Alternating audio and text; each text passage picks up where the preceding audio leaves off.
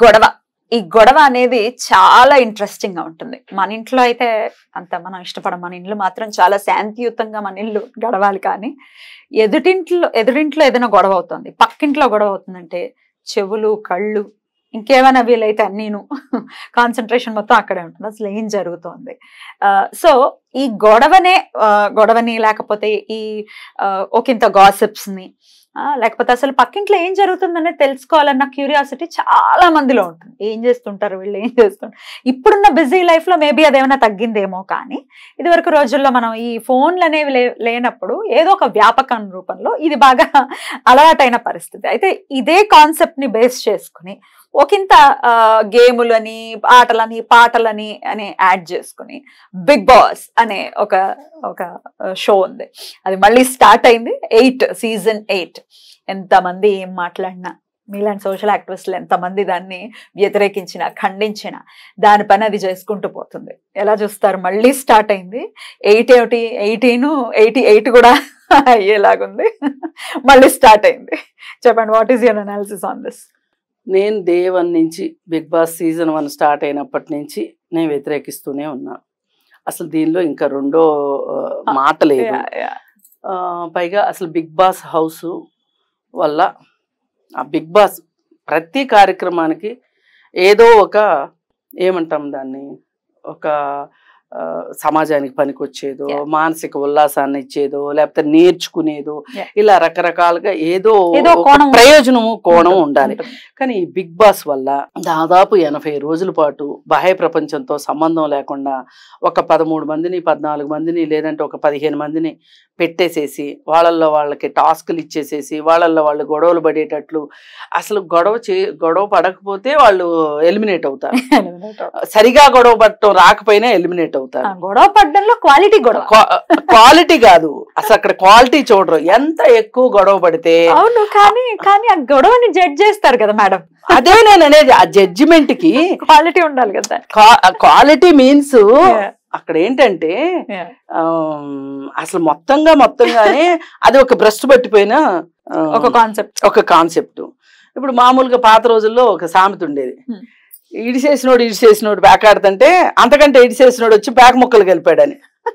అట్లా ఇప్పుడు అక్కడికి చేరిన గ్యాంగ్ అంతా వాళ్ళే. ఎందుకు అనాల్సి వస్తుంది?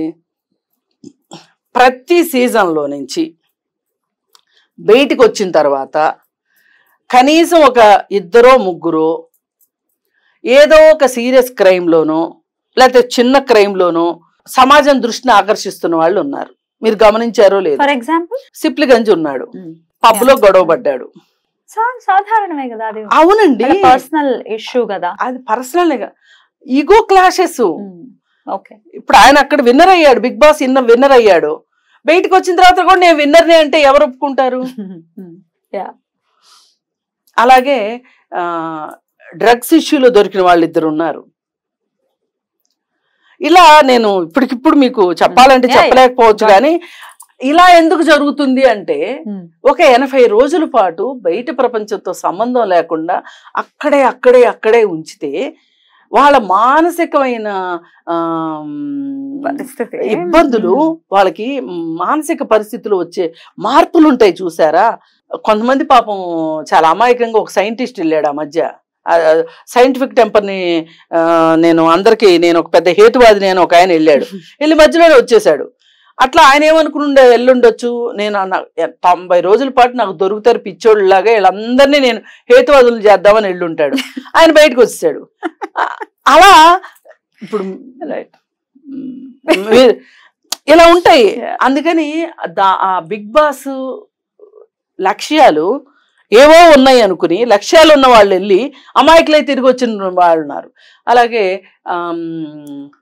అతను ఏదో ఒక నాయుడు, అతను ఏం నాయుడు బిగ్ బాస్ లో వచ్చాడు కదా, పర్లేదు. ఆయన నాయుడు ఒక అతనికి శిరోమండనం చేసిన కేసులో ఇరుక్కున్నాడు అతను. ఇట్లా మనం ఇంకా మాట్లాడుకుంటే ఇంకా వస్తాయి అన్నమాట. ప్రేమికులు విడిపోయిన దాఖలాలు కూడా ఉన్నాయి. ప్రేమికులు విడిపోయిన దాఖలాలు ఉన్నాయి. అలాగే అసలు ఇంకా విచిత్రం ఏంటంటే ఈ బిగ్ బాస్ లోకి వెళ్ళాలని చెప్పి ఎంత ఎక్కువ పాపులారిటీ ఉంటే, ఎంత ఎక్కువ మందికి ఏదో ఒక విషయంలో తెలిస్తే బిగ్ బాస్ కు పంపిస్తారని, ఓసారి శ్రీకాంత్ రెడ్డి అనేవాడు కరాటే కళ్యాణి గొడవ పడ్డాను దీనికోసం, బిగ్ బాస్ లోకి వెళ్ళడం కోసం అంట. అట్లా ఇప్పుడు శేఖర్ భాష అదే కోవకొస్తాడని అనుకోవచ్చా? శేఖర్ భాష కూడా ఏదో తను ఏదో చేశాడు లావణ్య మ్యాటర్ లో తెగ మాట్లాడాడు, తను కట్ చేస్తే బిగ్ బాస్. అది ఏదేమైనా నా అభ్యంతరం ఏంటి అంటే, మీరు మహారాష్ట్రలో బాంబే బిగ్ బాస్ లో ఒక అతనికి 2 ఫ్రెండ్స్ని పెళ్లి చేసుకున్నాడు. వీళ్ళు 3 బిగ్ బాస్కి వెళ్ళారు. ఒక ఆమె బయటకు వచ్చేసేసిన తర్వాత ఎందుకో బిగ్ బాస్ అంత పాపులర్ అవ్వకపోతే వాళ్ళు ఏం చేశారంటే, బిగ్ బాస్లో మీరు మీ నైట్ లైఫ్ని మీరు గడిపేసేయండి అని చెప్పారు. కెమెరాస్ అదే కదా అసలు విషయం. అయితే మొత్తం రికార్డ్ అయిపోయింది, దాన్ని సోషల్ మీడియాలో పెట్టారు. ఇలా ఉంది అంటే ఇప్పుడు బిగ్ బాస్ నిర్వహణకి బోలెడు ఖర్చులు అవుతాయి, దాని అడ్వర్టైజ్మెంట్స్ అవన్నీ రావాలి, ప్రైజ్ మనీలు ఇవ్వాలి, ఇవన్నీ చెయ్యాలి అంటే ఎంత తప్పటడుగులు వెయ్యాలి. అసలు ఎన్ని విమర్శలు వస్తున్నా అసలు నాగార్జున ఎందుకు బిగ్ బాస్ హోస్ట్గా ఉంటున్నాడు? ఆయనకి హోస్ట్గా చేసినందుకు డబ్బులు వస్తాయి, ఆయన స్టూడియోలో సెట్లు వేసుకున్నందుకు ఆయనకి రెంట్ వస్తుంది, అందుకు ఆయన బిగ్ బాస్ గా ఉంటున్నారు. ఏ పార్టీకి వస్తాయి మేడం? ఆయన ఎన్ని కోట్లు ఉన్నాయో తెలిసి ఉండదు. చాలా కోట్లు ఉన్నాయి ఆయనకి. మరి చాలా కోట్లు ఉంటే మరి మొన్న ఎన్ కన్వెన్షన్ ఎందుకు కొట్టేశారు? ఓ చిన్న స్వార్థమే కదా అక్కడ పనిచేసింది. ఇది ఏ పార్టీకి వస్తుంది రెమ్యునరేషన్ అనుకోవచ్చు, అదొక పాపులారిటీ ఒకటి చేయాలి అన్న ఇది. అయితే సరే, బిగ్ బాస్ గురించిన వివాదాలు ఇన్ని ఉండగా మళ్ళీ ఇప్పుడు మొదలైంది. నేనేమంటున్నా అంటే, ఒక మీలో ఎవరు కోటీశ్వరుడు, ఒక కౌన్ బరిగా కరోడ్పతి, ఇట్లాంటి ప్రజలకు ఉపయోగపడేవి, ఒక నాలెడ్జ్ని ఇచ్చేవి. ఇప్పుడు చిన్న చిన్న ముక్కలది నాలెడ్జ్ అంటారా కాదా అంటే అది వేరే విషయం. కానీ ఒక ప్రతి మనిషి ఇన్వాల్వ్ అయ్యి ఒక ఇంట్రెస్ట్ తోటి చూస్తూ ఎంతో కొంత తెలియంది ఏదో తెలుసుకుంటున్నారు అనుకోండి, అది వేరుగుంటది కదా. కరెక్ట్. ఇప్పుడు ఇక్కడ బిగ్ బాస్ లో తెలుసుకోవడానికి ఏమున్నది చెప్పండి. మరి ఆడియన్స్ పాయింట్ ఆఫ్ వ్యూ నుంచి చూస్తే, మీరు ఇప్పుడు ఎగ్జాంపుల్ ఇచ్చినట్టుగానే ఒక ఎంఈకే మీలో ఎవరు కోటేశ్వరుడికి వచ్చిన రేటింగ్ ని చూస్తే, అదే నాగార్జున హోస్ట్ ఒక బిగ్ బాస్ వచ్చిన రేటింగ్ ని చూస్తే అసలు ఎక్కడ సంబంధం ఉండదు. జనాలు విపరీతంగా కోరుకుంటున్నారు అనేది వాళ్ళ మాట. ఇప్పుడు యాజమాన్యం చెప్తున్నటువంటి బిగ్ బాస్ ని కోరుకుంటున్నారు, బిగ్ బాస్ ని చేస్తాం. మీలో ఎవరు కోటేశ్వరుడు కోరుకుంటే మీలో ఎవరు కోటేశ్వరుని చూపిస్తాం అనేది యాజమాన్యం చెప్తుంది. దీన్ని ఎలా చూస్తారు? అవునండి, కరెక్టే మీరు అనేది. ఇప్పుడు మీరు ఇవే ఇస్తూ ఇవే కోరుకుంటున్నారు జనాలంటే ఎట్లా?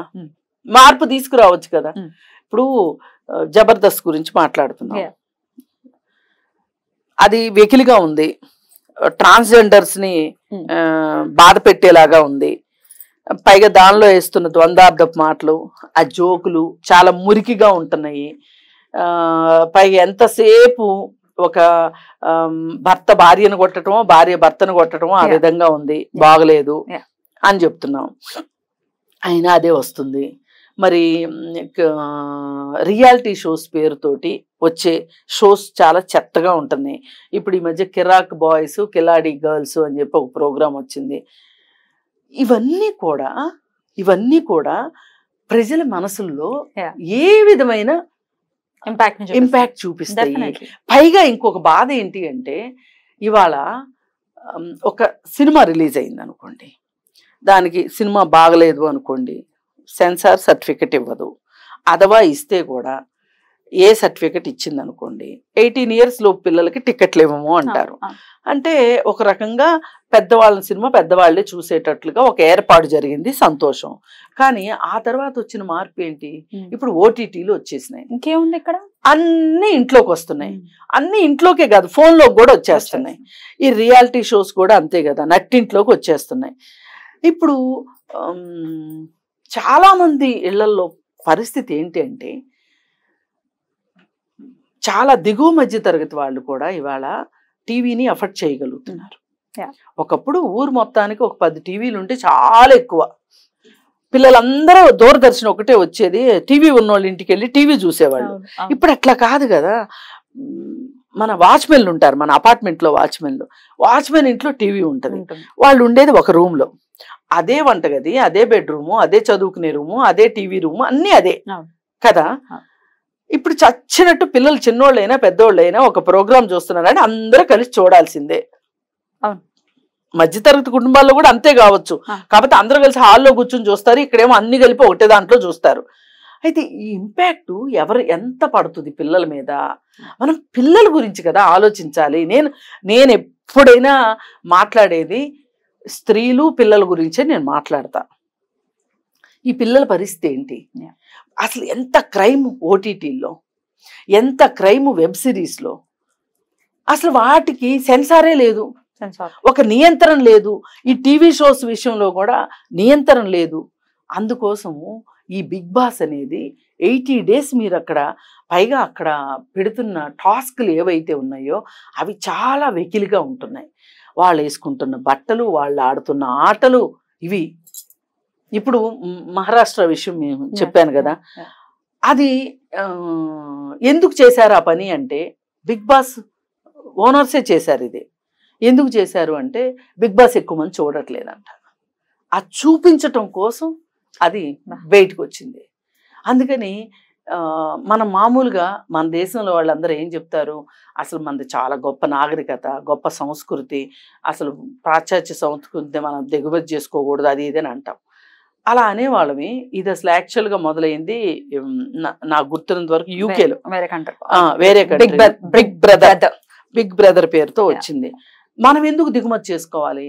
మన దేశానికి తగ్గట్లుగా మనం ఎందుకు ప్రోగ్రామ్స్ని ఇది చేసుకోలేము? అలాంటప్పుడు మరి కేంద్ర ప్రభుత్వం ఇన్వాల్వ్ అయ్యి అసలు ఇది మన సంస్కృతి కాదు, మన సంస్కారము కాదు అని ఇన్వాల్వ్ అవ్వాలి ఇట్లాంటి షోస్ పట్ల. అలాగే రియాలిటీ షోస్ వీటి మీద ఒక నిబంధన వాళ్ళైతే పెట్టాల్సిన అవసరం ఉంది. ఎవరికి వాడిపోని ఎవరూ చేయట్లేదని అంటే మార్పు మన నుంచే మొదలవ్వాలి అనుకుంటే మనకు కూడా మన జీవితాల పట్ల ఒక బాధ్యత ఉంది. కాబట్టి ఇది మనకు అవసరమా కాదా? 80 రోజులు మనం కేటాయించాల్సిన పని ఉందా లేదా?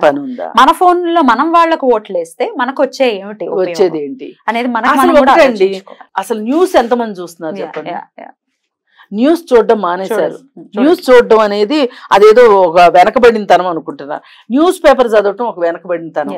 24 గంటలు ఫోన్లో ఏది వస్తుందా అని చూసుకోవటం. అసలు న్యూస్ చూడటం అనేది పోయింది. ఒకప్పుడు 7 గంటలకు న్యూస్, 8 గంటలకు న్యూస్, 9 గంటలకు న్యూస్ చూసి మధ్యలో టైంలో సీరియల్స్ చూసేవాళ్ళు తప్పితే ఇప్పుడు అసలు ఇన్ని ఛానల్స్ అయిపోయిన తర్వాత న్యూస్ అనేది లేదు. ఇప్పుడు చాలా క్రైము మహిళల పట్ల, పిల్లల పట్ల జరుగుతున్న క్రైమ్కి ఈ సోషల్ మీడియా కారణము, ఈ స్మార్ట్ ఫోన్ కారణము అనేది వాస్తవం.